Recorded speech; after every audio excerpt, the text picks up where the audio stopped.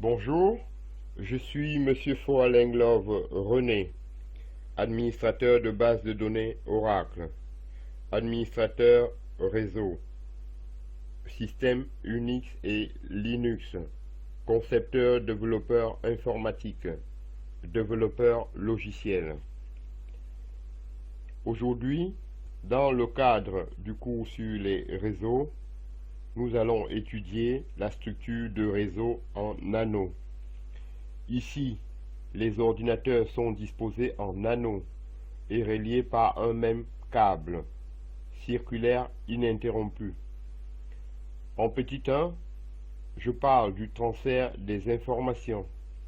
Sur un réseau en anneaux, les informations ne circulent que dans un sens. Lorsqu'un ordinateur transfère des données, il les envoie à l'ordinateur situé juste après lui au sein de l'anneau. Lorsqu'un ordinateur reçoit des informations qui ne lui sont pas destinées, il les fait suivre automatiquement à l'ordinateur situé juste après lui. Les ordinateurs de l'anneau continuent à faire suivre les données jusqu'à ce qu'elles parviennent à l'ordinateur auquel elles sont destinées. En deuxième, je dois parler de l'installation de réseaux en anneaux. Les ordinateurs d'un réseau en anneaux sont souvent situés à proximité les uns des autres. Ils doivent être connectés à un seul et un même câble circulaire. Les réseaux en anneaux n'ont donc ni début ni fin. Sur le troisième point, je dois parler de l'extensibilité. Les réseaux en anneaux sont généralement plus difficiles à agrandir que les autres types de réseaux. Pour ajouter à un réseau en anneaux, il faut interrompre le câble pour intercaler le nouvel ordinateur. Le réseau n'est donc plus opérationnel pendant toute cette opération.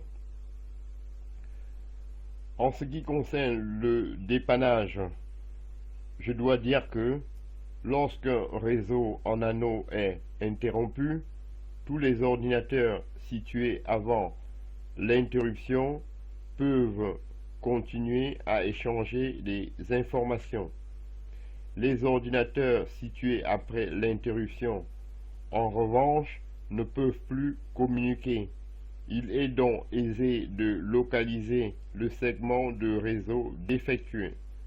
Beaucoup de réseaux en anneaux sont en fait constitués de deux anneaux qui leur permettent de faire circuler des informations dans les deux sens afin de limiter le risque de perturbation du trafic en cas d'incident. Pour terminer, je dois parler du coût d'un réseau en anneaux. Selon leur taille, les réseaux en anneaux peuvent coûter sensiblement plus cher que les réseaux en bus, tous les ordinateurs devant être reliés à un même câble circulaire. Il faut parfois beaucoup de câbles lorsque les ordinateurs sont éloignés les uns des autres. J'en ai donc terminé avec ce cours sur les réseaux en anneaux.